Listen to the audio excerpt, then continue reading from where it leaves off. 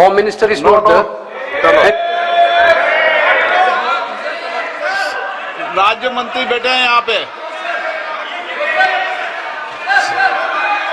आपका विषय तो हाँ बताओ, आप विषय क्या आपका? Sir, before starting the bill, सदन we need a clarification from the government. पर रखे जाने वाले सदन पर पटल पर रखे जाने वाले पत्र, आइटम नंबर 2 श्री जितिन प्रसाद।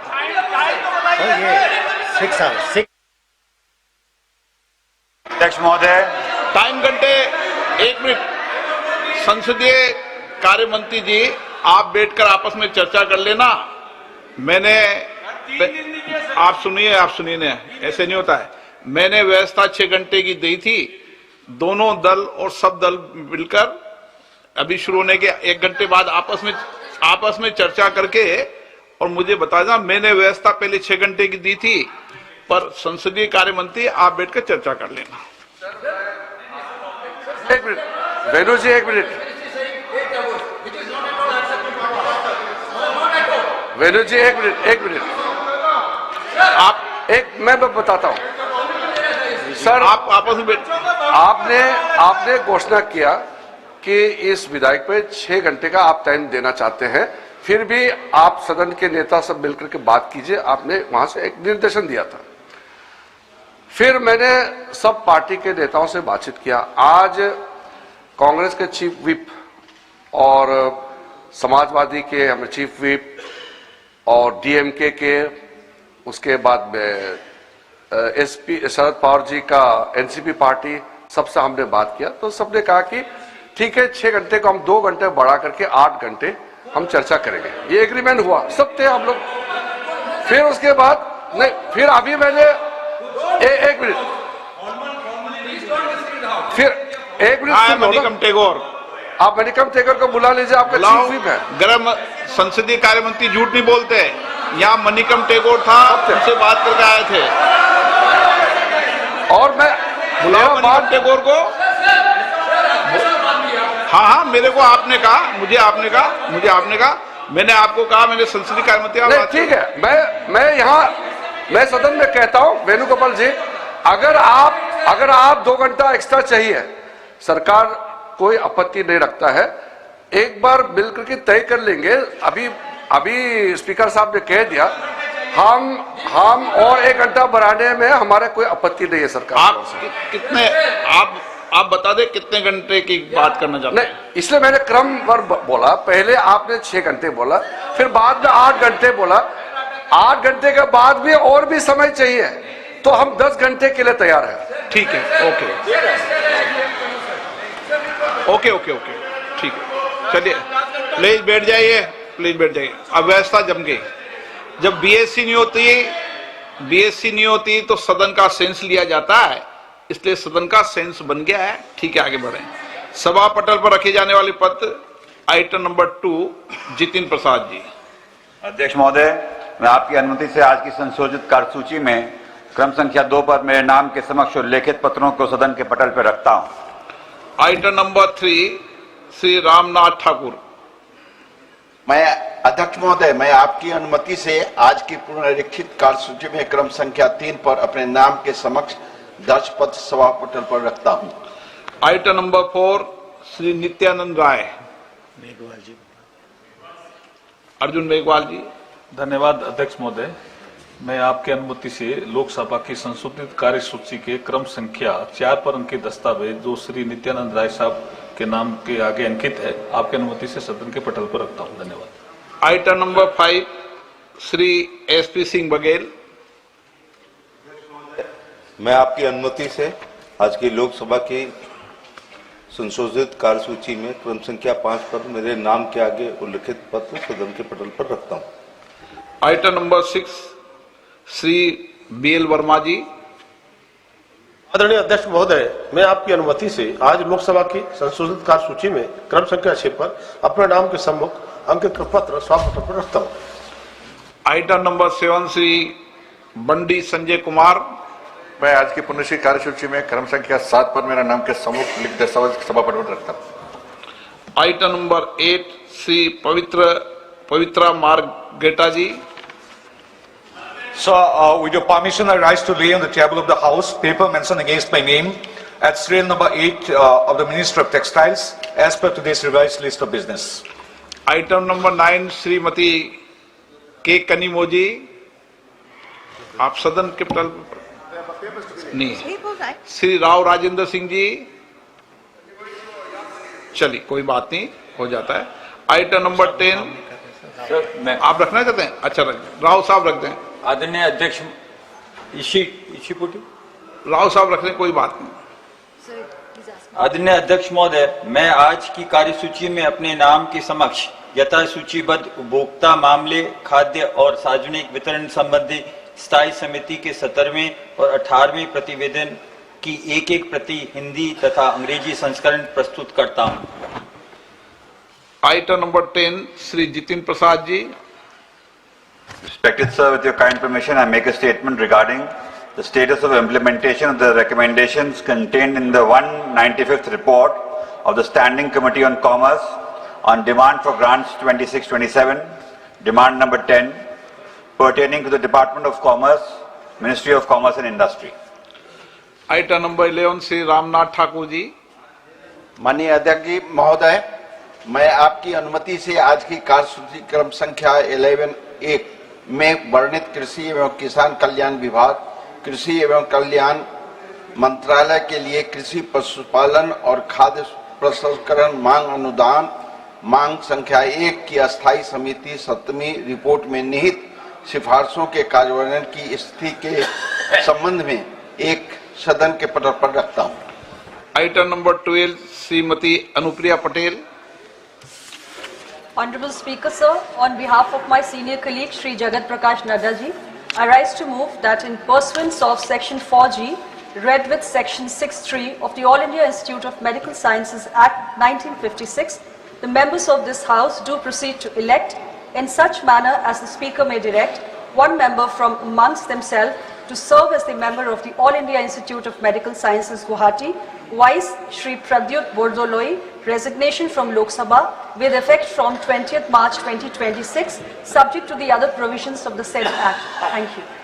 प्रश्न है कि माननीय मंत्री द्वारा प्रस्तुत प्रस्ताव को स्वीकृत किया जाए। जो सदस्य प्रस्ताव के पक्ष में हाँ गए हैं, जो सदस्य प्रस्ताव के विपक्ष में ना गए, मेरे विचार में निर्णय हाँ वालों के पक्ष में प्रस्ताव स्वीकृत हुआ। माननीय सदस्यगण, जिन्हें आज नियम 377 के अधीन मामले उठाने की अनुमति प्रदान की गई, वे व्यक्तिगत रूप से अपने अनुमोदित पाठ को सदन पटल पर रख सकते हैं। आइटम नंबर 14 लोक परीक्षा अनुचित साधन निवारण संशोधन विधेयक 2026। माननीय मंत्री जी कुछ रखना चाहते हैं? 1 मिनट में बोल लूं, 1 मिनट।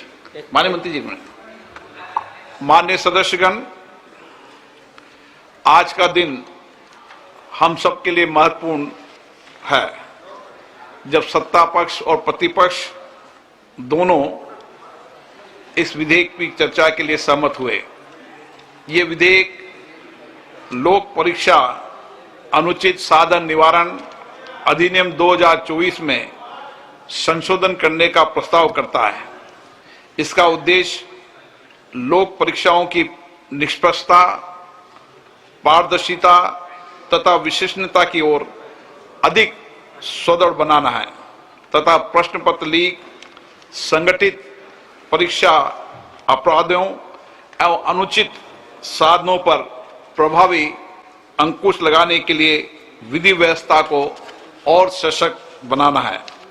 परीक्षा प्रणाली की विश्वसनीयता और पारदर्शिता राष्ट्र हित का महत्वपूर्ण विषय है। इस विषय पर व्यापक चर्चा, गंभीर विचार विमर्श इस सदन में होना आवश्यक है। पूरा देश चाहता है कि सभी मान्य सदस्य इस विषय पर सार्थक विचार विमर्श करें, अपने अनुभव साझा करें, अपने विचार रखें और रचनात्मक सुझाव रखें ताकि हम एक बेहतर कानून बना सकें। कानून जितना बेहतर होगा, मेरा मानना है परीक्षा प्रणाली के अंदर विश्वसनीयता और प्रामाणिकता भी हम सुनिश्चित कर पाएंगे। इसलिए मेरा सभी माननीय सदस्यों से आग्रह है कि हम इस चर्चा को सकारात्मक रूप से संसदीय परंपराओं, नियमों और मर्यादाओं के अनुरूप रखें, ताकि एक अच्छा सकारात्मक देश हमारे देश के युवा विद्यार्थियों के बीच में जाए। माननीय मंत्री महोदय,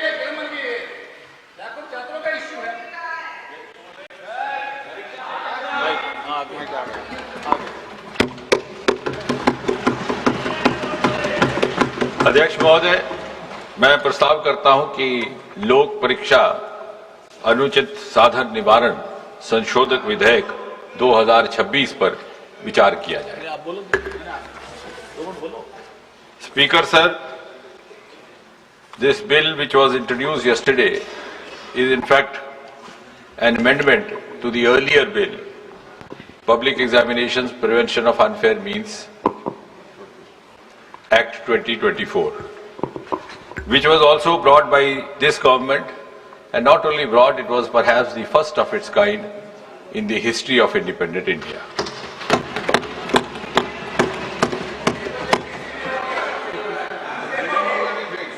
The earlier bill and the amendment today are in a way a reaffirmation of this government's deep commitment to safeguard the welfare of the students and the youth of this country. And at the same time, it is also a reiteration of Prime Minister Modi ji's resolve not to allow anyone to compromise with the future of the children of Mother India.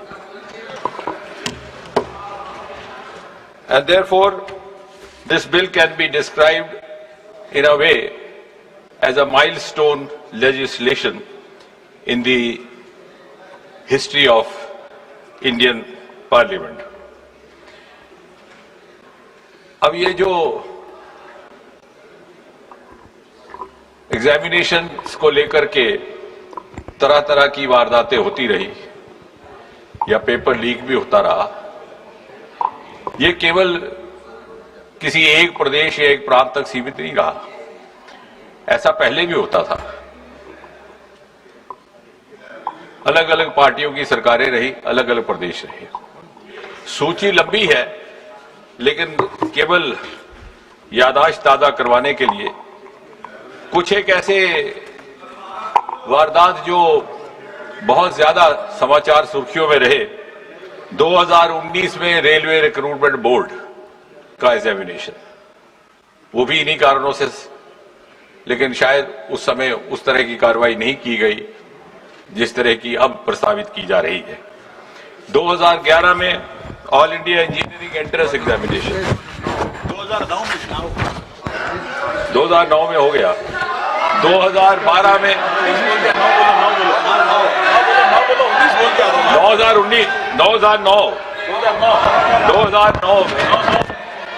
2009 में railway recruitment board, 2011 में वेणुगोपाल जी, by changing figures or digits, you cannot change the record.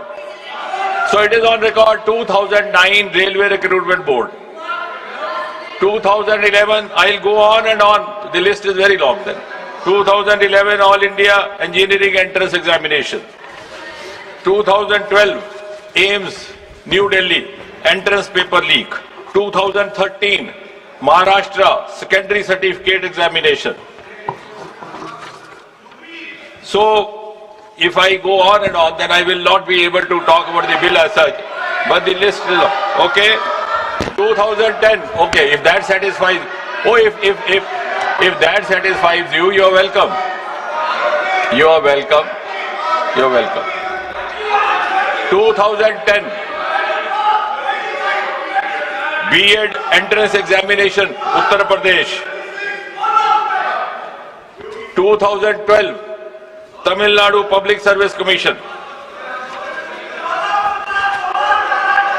I can go on till you are satiated. 2009 West Bengal joint entrance exam. So therefore,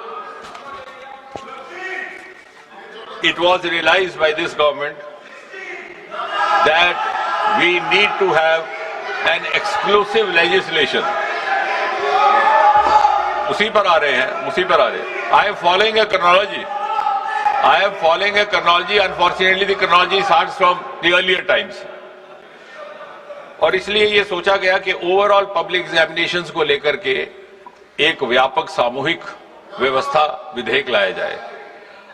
Bharat सरकार में 4 प्रमुख recruitment agencies हैं, जैसा कि हम सब जानते हैं. UPSC, staff selection commission, railway recruitment board और इंस्टीट्यूट ऑफ बैंकिंग पर्सोनल.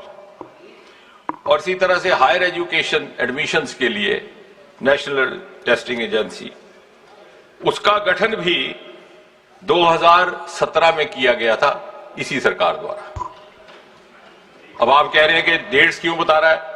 वो इसलिए कि 2092 में 1992 first time there was a recommendation made to the government of India, then headed by the Congress party, that there should be a common testing national agency. It was 1992.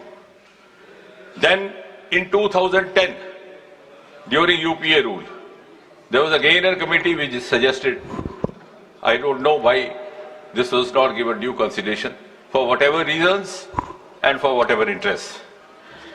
So I think you must compliment Prime Minister Modi and this government.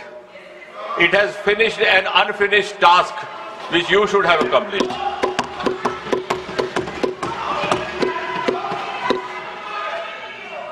और इसलिए for the first time in 2024 this bill was brought in. It was brought in the month of January 2024, enacted in February 2024, implemented in June 24 and notified also the same month. अब इस विधेयक के जो मूल उद्देश्य थे और basic objectives, to give more credibility and transparency to examination in whatever form, to reassure the students that they would be rewarded for their genuine, sincere efforts, and also to ensure that their future is safe. और इससे पहले, जैसे मैंने कहा, there was no comprehensive law available to deal with such cases. इस bill को और ये जो एक्ट लाया गया 2024 को, it was made, as I said, it was applicable to all these agencies that I have just now mentioned. It was made not bailable, non-compoundable. Such offences were made absolutely cognizable and also liable to invite stringent punishment. अब उस bill की detail में मैं नहीं जाऊंगा क्योंकि अभी उत्तर देने के समय भी रहेगा, लेकिन आप इस बात से तो सहमत होंगे कि हालिया जो घटनाक्रम रहा है उसका संज्ञान लेते हुए प्रधानमंत्री स्वयं ने ये निर्णय लिया कि हमें इसी विधेयक को थोड़ा और मजबूत करने की आवश्यकता. So we learned from the experience of the 2024 Act and the subsequent sequence of events, like any responsible government should do. And therefore, this amendment is being brought in to make the law more stringent, and to ensure speedy justice, so that the credibility of all these exams gets enhanced and gets reinstated. Mota isme, because then we have others to speak, and finally I'll come out with the reply. जो subsection 1 of section 10 था, उसमें था कि any person or persons involved will be liable to a punishment not less than 3 to 5 years and a fine up to 10 lakh. आज ये जो amendment लाया जा रहा है, इसके तहत the same duration of imprisonment has been made not less than 5 to 10 years and fine up to 50 lakh. The section 2 of subsection 2 of section 10, इसमें था कि service provider. Now who is service provider? Service provider, also we have tried to cover a wide range so that nobody goes scot-free. I'll just read out the definition of service provider which has been provided in this amendment. Service provider means any agency, any organization, any body, any association of persons, any business entity, any company, any partnership or single proprietorship firm, including its associates, subcontractors and provider of support of any computer resource or any material by whatever name it may be called, which is engaged by the Public Examination Authority for the conduct of public examination. तो service provider के लिए सजा पहले भी काफी मजबूत थी. There was fine up to 1 crore in the 24 act, उसको बढ़ा करके अब 5 करोड़ किया जा रहा है. इसके साथ साथ the recovery of the proportional cost of exam, और सबसे महत्वपूर्ण कि 2024 के कानून में यह भी लिखित था कि the provider will be board from conducting any exam for the next 4 years. उस अवधि को बढ़ा करके आज इस संशोधन के तहत 8 साल किया जा रहा है. So any service provider found guilty of indulging in any kind of misappropriation और मैल practice which has resulted in such consequences will be debarred from conducting an exam for the next or the subsequent 8 years. इसी तरह subsection 3 और section 10, director और senior management जो उसके in charge होंगे, even they will not be spared. कई बार ऐसा हो जाता है कानून में कि जो इमीडिएट हैंडलर है उसको पनिशमेंट हो जाती है. So this act seeks to include all involved directly, indirectly, one way or the other, so that it sets a deterrent example also for others. So senior direct management persons or director के लिए the imprisonment was 3 to 10 years in the earlier act. We are increasing it to 5 to 10 years, and the fine was up to 1 crore. It has been increased to 5 crore. And finally, the organized crime committers, where there is a mafia gang found, there is a nexus found, as we have experienced. I am not accusing any government, not finding fault. As I said right in the beginning, it is a malaise. It is an issue which is being faced by almost every state and UT of this country, regardless of whichever party in power. It is happening in Punjab. It is happening in Karnataka also, whether we name those states or not.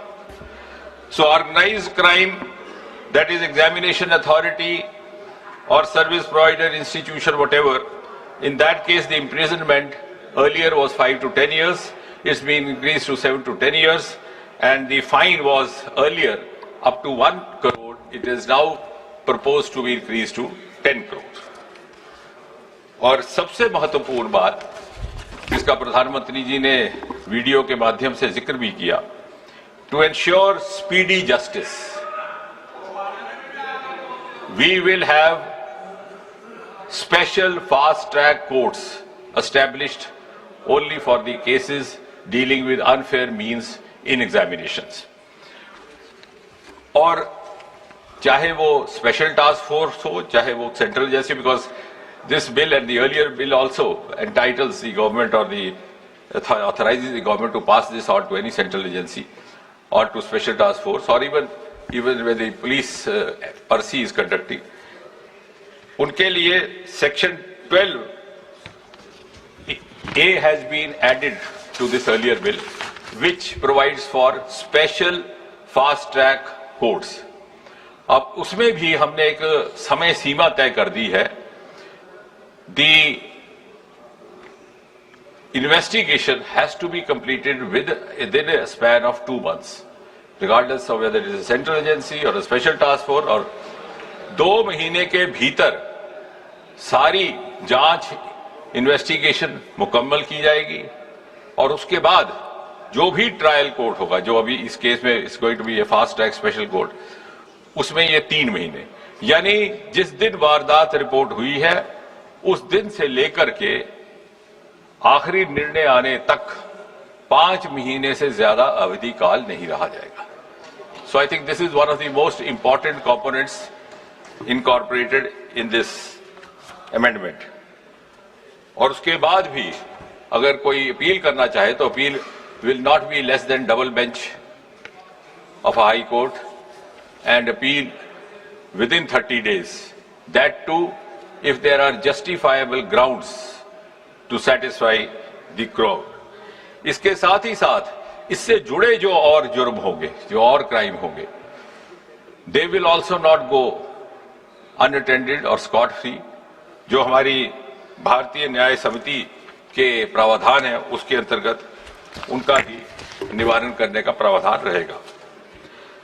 और इसलिए मेरा ये निवेदन है कि एक बड़ा ही महत्वपूर्ण विधेयक लेकर के आए हैं हम, और सरकार की प्रतिबद्धता का आप इसी बात से अनुमान लगा सकते हैं कि इसी विधेयक के लाने के साथ ही साथ हमारे लॉ मिनिस्टर साहब की ओर से भी एक प्रस्ताव जारी कर दिया गया कि वक्त जाया ना हो तो ये जो स्पेशल फास्ट ट्रैक कोर्ट्स है इनको स्थापित करने का भी क्रम साथ ही साथ प्रारंभ किया जाए।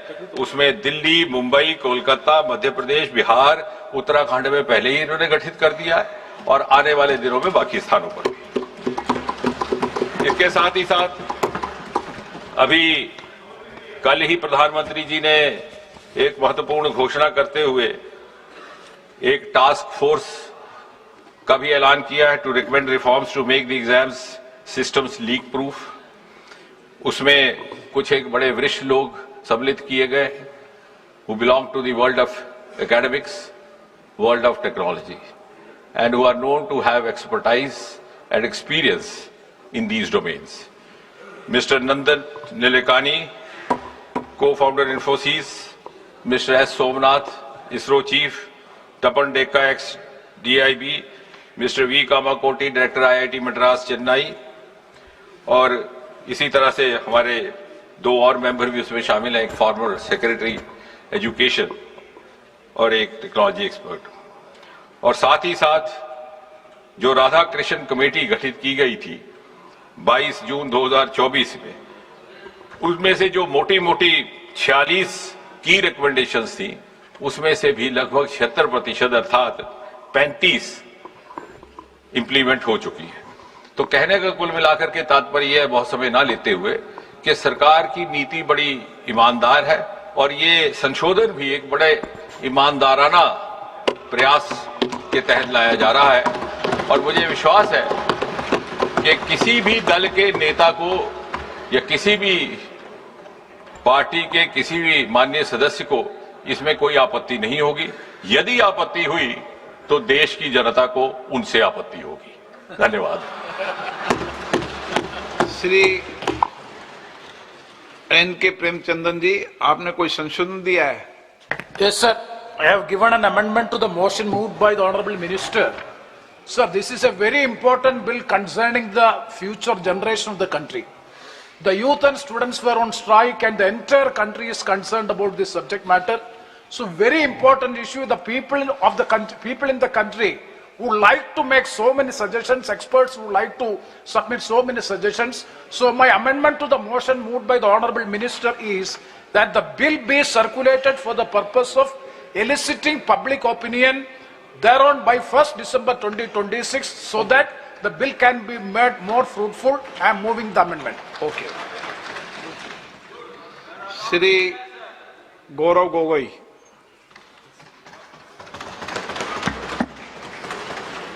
धन्यवाद अध्यक्ष महोदय।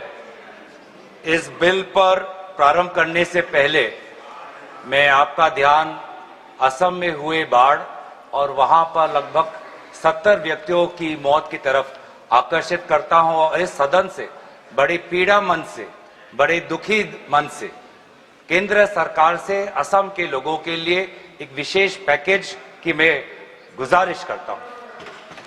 सर, मैं शुरुआत करता हूं इस बिल से, और अभी हमने आदरणीय मंत्री जी के वक्तव्य सुना और उनके बात और इस संशोधन वाले बिल का विवरण पढ़ के साफ साफ पता चल जाता है कि ये सरकार शिक्षा विभाग को लेकर गंभीर नहीं है, सुधार नहीं लाना चाहती। ये सिर्फ एक दिखावा का बिल है, क्योंकि ये बिल एक संशोधन बिल है। आज से 2 साल पहले ये बिल लाया गया था, public examinations prevention of unfair act 2024। उस समय में भी एक यूजीसी ये नीट के 2024 के परीक्षा को लेकर पूरे देश भर में लोगों के मन में व्यापक चिंता थी। उस समय में भी इसी तरह आज जैसे मंत्री जी कह रहे हैं, सरकार ने इस बिल का इंट्रोडक्शन करते हुए ये कहा कि ये बहुत ही एक ऐतिहासिक कदम है, एक बहुत बड़ा कदम है और इससे शिक्षा विभाग सुधरेगा और इससे परीक्षा में जो पेपर लीक होते हैं अब नहीं होगा, अब किसी का साहस नहीं होगा। ऐसे ऐसे कड़े दंड उस समय सरकार ने कहा कि 2024 के बिल में वो लाए हैं। तो जो 2024 के नीट यूजी पेपर लीक पे जो तहकीकात हुई, जो इन्वेस्टिगेशन हुआ, मैं पढ़ना चाहता हूं उसकी स्थिति आज क्या है, ताकि पता तो चले कि यह सरकार 2 साल पहले जो नीट परीक्षा को लेकर जो व्यापक भ्रष्टाचारी हुई उसको लेकर यह सरकार कितनी गंभीर है। बहुत दुख के साथ मैं कहना चाहता हूं कि एक अखबार में आर्टिकल आया 2026 में कि जो 45 व्यक्ति थे जो चार्जशीट हुए थे नीट यूजी 2024 पेपर लीक के मामले में, 45 में से 44 को बेल मिल चुका है। ये है इनकी गंभीरता, ये है इनके छात्रों के प्रति इनकी संवेदना। जो मूल व्यक्ति है जिसको मास्टरमाइंड कहा जाता है, संजीव मुखिया, 11 महीने तक वो फरार था, 11 महीने तक सरकार उसको पकड़ नहीं पाई। अप्रैल 2025 में वो फाइनली उसका गिरफ्तार हुआ और फिर उस मामले में उसको बेल मिल गया। मई 6, 2025 एक दूसरे व्यक्ति रंजीत कुमार बरुआ जो करियर एकेडमी एजुकेशन ट्रस्ट के चेयरमैन है, वो बेल। एक अमित कुमार सिंह जो पेपर सॉल्वर के गैंग में था, उसको मई 7, 2025 को उसको बेल। एक पंकज कुमार जो कैंडिडेट्स को वो सारे कागज लीक करता था मोबाइल फोन के द्वारा, मई 15, 2025 उसको बेल। राकेश जिसका ये आरोप था कि उसने प्रश्न कागज को उसकी चोरी की, उसको बेल। तो ऐसे एक लंबा ब्यौरा है, चाहे वो अमित प्रसाद महाराणा का हो या धीरेन्द्र कुमार पांडा का हो।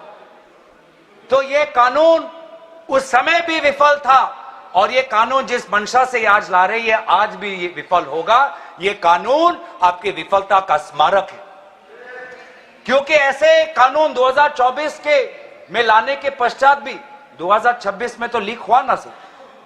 अगर कानून इतना ही सशक्त था तो आज 2 साल बाद ही इतना बड़ा व्यापक लीक कैसे हुआ।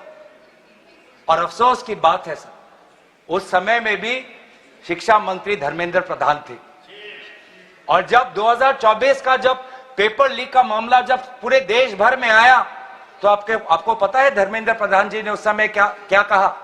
उन्होंने कहा कहां हुआ पेपर लीक, नहीं हुआ पेपर लीक।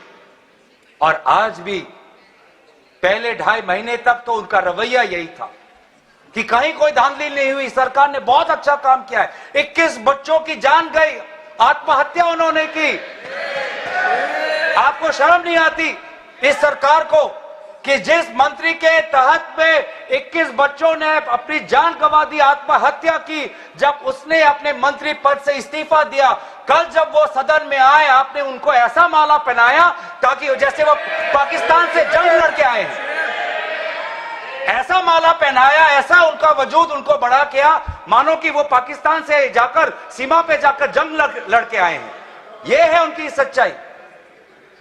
दुख लगता है सर।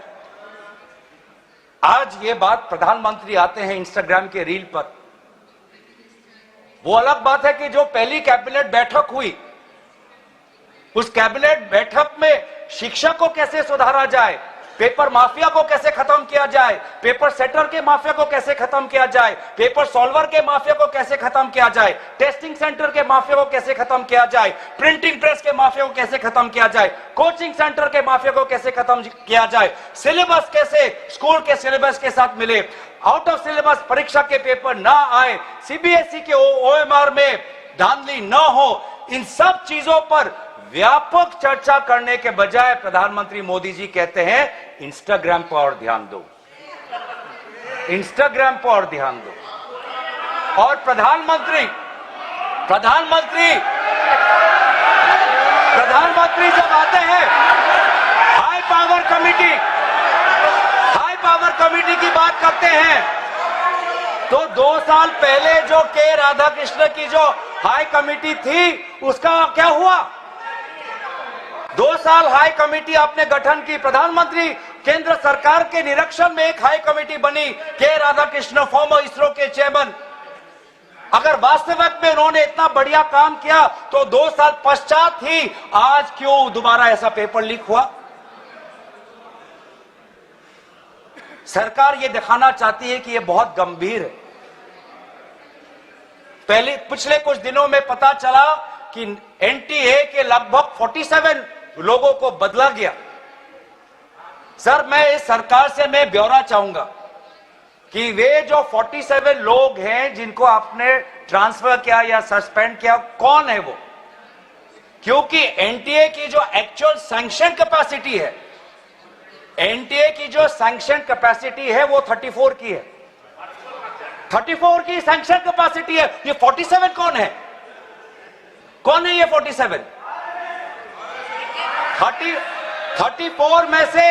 34 में से तो शायद 10-11 वैकेंसियां हैं, 24 ही है जहां पर लोग बैठे हुए हैं। तो ये जो 47 जो सैंक्शन, ये कौन है? जो आउटसोर्स करके अपने लोगों को लाया एनटीए में, वो लोग हैं क्या? उसका ब्यौरा मिलना चाहिए। हम जानना चाहते हैं, आपने एनटीए के डीजी को बदला और एनटीए के चेयरमैन को रखा, ऐसा क्यों? ऐसा क्यों? आपको एनटीए के डीजी पर विश्वास नहीं, आपने मान लिया कि शिक्षा मंत्री धर्मेंद्र प्रधान जी का इस्तीफा होना चाहिए, आपने ये भी मान लिया, तो आपको एनटीए के चेयरमैन पे इतना विश्वास क्यों? ये हम जानना चाहते हैं। सुनाई दे रहा होगा सर, एक विशेष संगठन के साथ जुड़े हुए हैं, उसका ब्यौरा देख लीजिए, एनटीए के चेयरमैन का ब्यौरा देख लीजिए। इससे पहले वो मध्य प्रदेश के पब्लिक सर्विस चेयरमैन के वो कमीशन के चेयरमैन थे, और उस समय में भी धांधली हुई,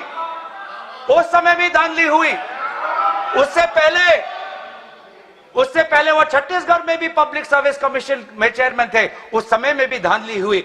ऐसे इतने धांधली से जुड़े हुए व्यक्ति को आज भी इतने पेपर लीक होने के पश्चात भी आपकी सरकार बचा रही है, आपकी सरकार बचा रही है। जिस एनटीए के द्वारा 21 बच्चों ने आत्महत्या की, आज भी वो चेयरमैन बचा हुआ है। क्यों? क्योंकि वो एक विशेष संघ के साथ जुड़ा हुआ है। और यही दर्शाता है कि आप शिक्षा विभाग में आप सुधार नहीं चाहते, क्योंकि आरएसएस के लिए शिक्षा विभाग बहुत ही महत्वपूर्ण विभाग है, मैंने कोई असंसदीय बात नहीं की। आरएसएस के लिए शिक्षा विभाग बहुत महत्वपूर्ण विभाग है, और इसीलिए हम देखते हैं, चाहे यूनिवर्सिटीज के वाइस चांसलर्स के अपॉइंटमेंट में हो, कॉलेज के प्रिंसिपल के अपॉइंटमेंट में हो, जब फैकल्टी की बदली होती है उसमें हो, चाहे आउटसोर्सिंग में हो, हर चीज में हम देखते हैं कि जो जिन यूनिवर्सिटी की कल्पना पंडित नेहरू ने एक साइंटिफिक टेम्पर के द्वारा उन यूनिवर्सिटीज के एक सपना देखा था, आज उन्हीं यूनिवर्सिटीज में क्वालिटी पर ध्यान नहीं दिया जा रहा। आप शिक्षा के माध्यम से इस पीढ़ी को आने वाले चुनौतियों के लिए तैयार नहीं कर रहे। आप शिक्षा के माध्यम से इस पीढ़ी के लोगों को आने वाले समय में आपके दल के सदस्य बने, आपको वोट दे, उसके लिए आप एक माहौल बना रहे हो। यह है आपके लिए शिक्षा का उद्देश्य, यह है शिक्षा का उद्देश्य। और हमने देखा कि वो जो संस्थाएं, चाहे वो आईआईटी हो, चाहे जेएनयू हो, चाहे डीयू हो, देश भर से माता पिता अपने बच्चों को बोल रहे कि जाओ दिल्ली जाओ, अगर दिल्ली नहीं जा सकते तो बॉम्बे जाओ, बिहार में जाओ, लेकिन धरना प्रदर्शन करो। आज शिक्षा की बात है, आपको अपना भविष्य आपको बचाना है। मैं नहीं जा सकता पर मेरी आशीर्वाद तुम्हारे साथ है। एक मां ने एक आशीर्वाद के साथ अपने बेटी को भेजा, एक बाप ने अपने बेटे के पीठ पे थपथपाकर उसको जंतर मंतर पे भेजा, और DU, IIT, JNU कहती है आप मत जाओ। छात्रों को कहती है अगर आप जाओगे तो आपके करियर पर प्रभाव बन सकता है। यह है शिक्षा की संस्थाएं।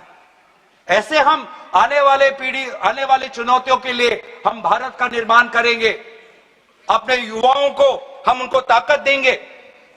इसीलिए अगर एक बात इस पूरे घटनाक्रम से निकलती है वो ये है कि आज शिक्षा में ये इस बिल से, जिसमें आपने पेनल्टीज बढ़ा दिए, पनिशमेंट बढ़ा दिए, इससे हमारा शिक्षा विभाग नहीं सुधरेगा। राहुल गांधी जी बार बार कहा कि धर्मेंद्र प्रधान जी सिर्फ एक मुखौटा है आपके शिक्षा विभाग का। आपकी शिक्षा के प्रति जो आपकी जो नीति है वो सिर्फ उसका एक चिन्ह है, एक सिंबल है। उनके हटने से भी शिक्षा में सुधार आएगा। आज भी ना बच्चों को विश्वास आता है इस बात पर, ना हमें इस बात पर विश्वास है। लेकिन इसके पश्चात भी आज शिक्षा पर बातचीत हो रही है। आज शिक्षा को लेकर धरना हो रहा है। आज शिक्षा को लेकर जंतर मंतर में हजारों की तादाद पर लोग इकट्ठित हुए हैं। आज शिक्षा के विषय पर सारे दल संगठन सबने अपने अपने प्रदेशों में, चाहे महाराष्ट्र में हो, चाहे यूपी में हो, चाहे बिहार में हो, चाहे पश्चिम बंगाल में हो, चाहे या असम में हो, सब जगह विभिन्न राजनीतिक दल संगठन और इन दल संगठन से अलग सारे युवा सड़क पे आ गए। सबने अपने शिक्षा की मांग की। और क्यों मांग की? उनके दुख को पहले हमें समझना चाहिए, उनके पीड़ा को हमको समझना चाहिए। वो उनके अंदर जो नाराजगी है उस बात को हमें समझना चाहिए। नहीं तो किसी का इतना साहस नहीं कि सड़क पे आके गर्मी बारिश, सड़क पे सोना, पुलिस की लाठी खाना, दिन दिन भूख हड़ताल पे रहना, सबकी इतनी साहस नहीं है। ये साहस कहां से आता है? ये साहस आता है उस दर्द से, जिस दर्द में अपने भविष्य को लेकर वो विवश हैं, जिस दर्द में अपने देश के भविष्य को लेकर वो विवश है, जिस दर्द को वो आज के समाज में उसको व्यक्त भी नहीं कर सकते, सरकार से सवाल भी नहीं पूछ सकते। और बहुत ही बढ़िया एक व्यक्ति ने इस पूरे जो दर्द है, इस दर्द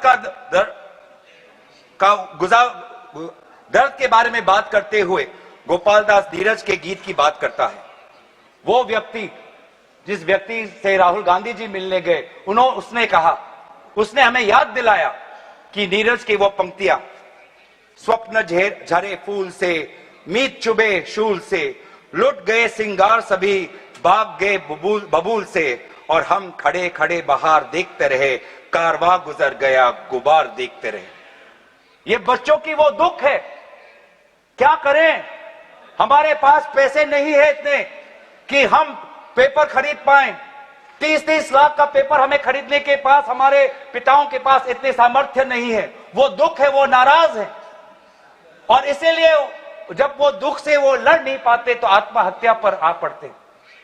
और NCRB में सर, आज देश की ये व्यवस्था, देश की असली ये है कि आज NCRB में, नेशनल क्राइम रिकॉर्ड्स ब्यूरो में, ये भी एक कारण है कि आत्महत्या हुई क्योंकि वो बच्चा एग्जाम में फेल हुआ। ऐसा भी एक कारण आ गया है। बच्चों की आत्महत्या, छात्रों की आत्महत्या लगभग 1 लाख से ऊपर बढ़ चुकी है। 1 लाख से ऊपर, जिसमें से 2000 ने तो साफ साफ कहा है, 2400 ने साफ साफ कहा है कि मैं फेल हो गया और इसीलिए मैं सुसाइड ले रहा हूं। बहुत लोग, बच्चों ने फैमिली, पारिवारिक कारण से, फैमिली रीजन से वो आत्महत्या उन्होंने की। लेकिन इसके पश्चात भी वे युवा आए, वो चाहे गुजरात से हो, वो चाहे महाराष्ट्र से हो, चाहे विदेश से हो, चाहे दक्षिण भारत से हो, महाराष्ट्र से, वो सब आए। और जब वो आए और दिल्ली की गर्मी, दिल्ली के बारिश से जब वो जो उन्होंने उसमें जो दर्द है, उसमें जो संघर्ष है, उस संघर्ष को याद करते, उस संघर्ष को झेलने में उन्होंने याद किया सावित्री बाई फुले को। वे लड़कियां जो आई थी, ऐसे बहुत लड़कियां थी जिन्होंने रील पे कहा कि मैं अपने माता पिता को बिना बोले में जा रही हूं क्योंकि मुझे लड़ना है। ऐसे भी लड़कियां थी जिन्होंने कहा कि मैं छात्र नहीं हूं, मैं काम करती हूं, लेकिन मैंने भी कुछ साल पहले नीट का परीक्षा दिया था, मैं पहले अटेम्प्ट में मेरा पेपर लीक हो गया, कितना मानसिक मेरे पे दबाव बना मैं खुद समझ सकती हूं। आज अगले पीढ़ी के साथ, जिस समय मैं खड़ी नहीं हो पाई, मैं बाहर नहीं आ पाई, लेकिन आज अगले पीढ़ी के साथ मैं खड़ा होना चाहती हूं, मैं जाऊंगी आज। ये सब वहां पे आए क्यों? क्योंकि उन्होंने इतिहास को याद किया कि जिस प्रकार से सावित्री बाई फुले हो या फातिमा शेख हो, जिस प्रकार से समाज ने उन पर उत्पीड़न किया, लेकिन वो कभी भी अपने बाग से हटे नहीं। युवा लोग आए, एक लड़का था हरे शर्ट में, वो पुलिस को बोलना कि मार, मुझे मारो, मारो सर मारो। उसमें वो भगत सिंह का जज्बा हमें दिखाई दिया। हमेशा और उसने हाथ नहीं उठाया, उसने खाली बोला कि मारो, क्योंकि ये थी लोगों की और युवाओं की ताकत कि अब वो डर उनसे चला गया, डर खत्म हो गया, डर गायब हो गया। लाठी है, दर्द होगा, रात को सोने में मुश्किल होगी, लेकिन सब लोग कह रहे थे कि कुछ नहीं होता, अगर शिक्षा के लिए, अपने भविष्य के लिए अगर मुझे 2-3 लाठी भी खानी पड़ेगी तो मैं लाठी खाने जाऊंगा। ऐसे भी लोग थे जो 20 जुलाई के रात को आए। वो 20 जुलाई के सुबह नहीं थे, 7 बजे नहीं थे, 4 बजे दोपहर को नहीं थे, वो रात को 10 बजे आए। क्यों? क्यों? उनको दुख हुआ। उन्होंने रील में देखा कि किस प्रकार से पुलिस वालों ने बच्चों पर हाथ उठाया और उन्होंने बोला कि चलो मैं भी एक लाठी खाने जाऊंगा। ये है हमारा युवा शक्ति। मैं इस सदन से भारत के युवा समाज को मैं नमन करता हूं, आभार प्रकट करता हूं, शुभकामनाएं मैं देता हूं, धन्यवाद देना चाहता हूं कि आपने हमें दोबारा याद दिलाया कि लोकतंत्र का मतलब क्या है। आपने दोबारा हमें याद दिलाया कि सवाल पूछना आप सबका, हमारा सबका मौलिक अधिकार है। हमने वो भी देखा उस मध्य प्रदेश से आए हुए आदमी को जिसके सर पर खून निकल रहा था। क्यों? क्योंकि कांटों से भरा हुआ एक डंडा उसके सर पर पड़ा और उसने तब भी वो पीछे नहीं हटा। खून से लथपथ उसका चेहरा, उस समय भी पुलिस को ललकार रहा था कि देखो ये लोकतंत्र है, लोकतंत्र में जनता जनार्दन है, जनता प्रजा राजा होता है। ये है वहां की उस ताकत। बहुत लोग कहते हैं कि बहुत से गलत शब्द भी उस सभा में, जंतर मंतर में किए गए। मैं उन गलत शब्दों का जो मर्यादा से बहुत दूर है, अमर्यादित है, उन शब्दों का समर्थन नहीं करता, लेकिन उन शब्दों के बारे में भी याद करना चाहिए जो बाकी बच्चों ने हमें याद दिलाया। किसी एक बच्चे ने याद दिलाया वसीम बरेली की कविता, जिसमें लिखा है, जो उसूलों पर आंच आए तो टकराना जरूरी है, जिंदा हो तो जिंदा नजर आना जरूरी है। ये हैं बच्चे, ये है वो बच्चे और जो अलग अलग प्रदेश से आए हैं। मैं धन्यवाद देना चाहता हूं कि इन्होंने अपनी इंसानियत दिखाई। हर वो बेटी जो वहां जाती थी वो कहती थी कि ये जंतर मंतर ये ऐसा एक जगह बन गया है जहां पर मैं अपने आप को सुरक्षित महसूस करती हूं। जब पुलिस की लाठी आती है तो कोई अनजाना व्यक्ति, कोई अनजाना उसके सामने आकर अपने शरीर से उस लड़की को बचाता है। डंडा उसके लड़के के शरीर पर पड़ता है, वो लड़का कहता है कि इस उंगली से मैंने पिछली बार कमल पर वोट डाला, आज इसी उंगली को कमल के पुलिस ने तोड़ डाला। ये है उनका साहस। आज समाज, मैं पूरे छात्र के साथ पूरे समाज को भी मैं धन्यवाद करना चाहता हूं। उस गुरुद्वारों को के संचालकों को मैं धन्यवाद करना चाहता हूं जिन्होंने अपना दरवाजा खोला, लोगों को वहां पे शरण दिया। ये है हमारी देश की खूबसूरती। मैं धन्यवाद देना चाहता हूं कि देश भर से लोगों ने फोन किया कि मैं वहां जा नहीं सकता, लेकिन स्विगी के द्वारा उन बच्चों को खाना तो पहुंचा सकता हूं। मैं धन्यवाद करना चाहता हूं उन वकीलों का, वो चाहे सुप्रीम कोर्ट के बाहर हो, चाहे वो जंतर मंतर पे आए हो, सबने बोला कि लोकतंत्र के साथ, संविधान के पक्ष में आज हम सब यहां पे खड़े हैं। लेकिन जहां पर हमने हमारी खूबसूरती देखी, जहां पे हमने इंसानियत देखा, जहां पर हमने लोकतंत्र की ताकत देखी, वहीं पे हमने इस सरकार की क्रूरता भी देखी।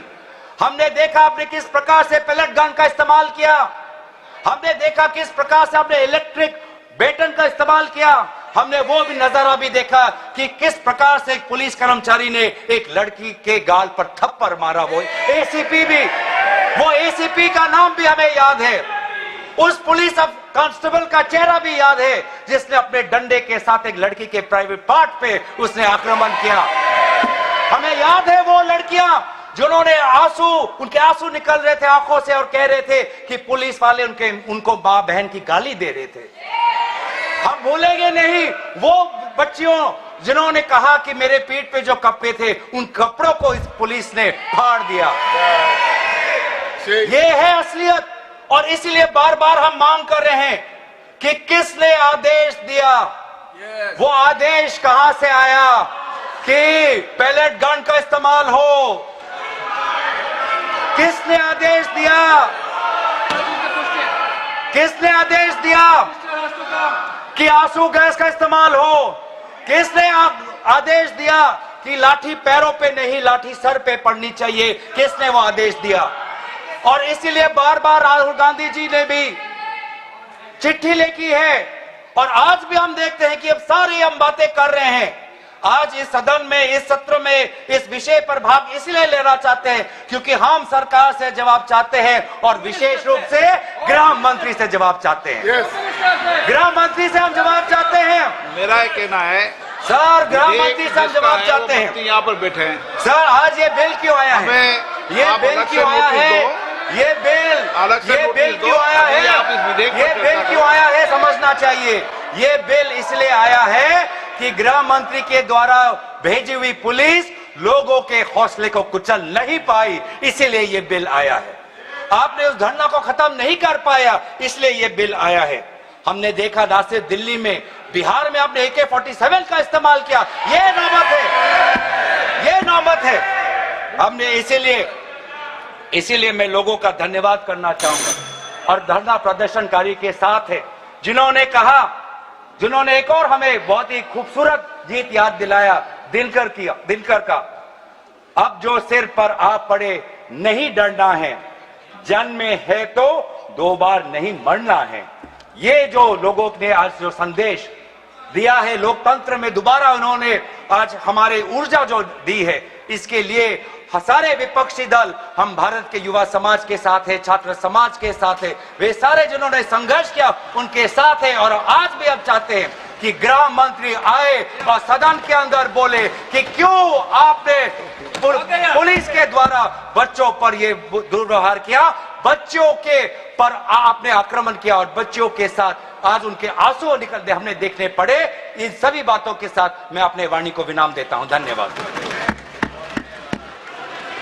सुश्री बांसुरी स्वराज।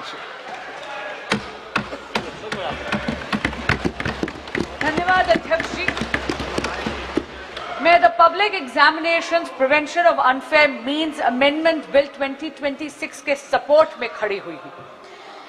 अध्यक्ष जी, ये एक ट्रांसफॉर्मेटिव अमेंडमेंट है। इसकी न केवल आवश्यकता है बल्कि ये आज के समय की मांग भी है, और इस अमेंडमेंट को लाना आदरणीय प्रधानमंत्री श्री नरेंद्र मोदी जी की संवेदनशीलता और उनकी जिम्मेदाराना सरकार का प्रमाण है। अध्यक्ष जी, जब एक कॉम्पिटिटिव एग्जामिनेशन कॉम्प्रोमाइज होता है तो उसका असर केवल उस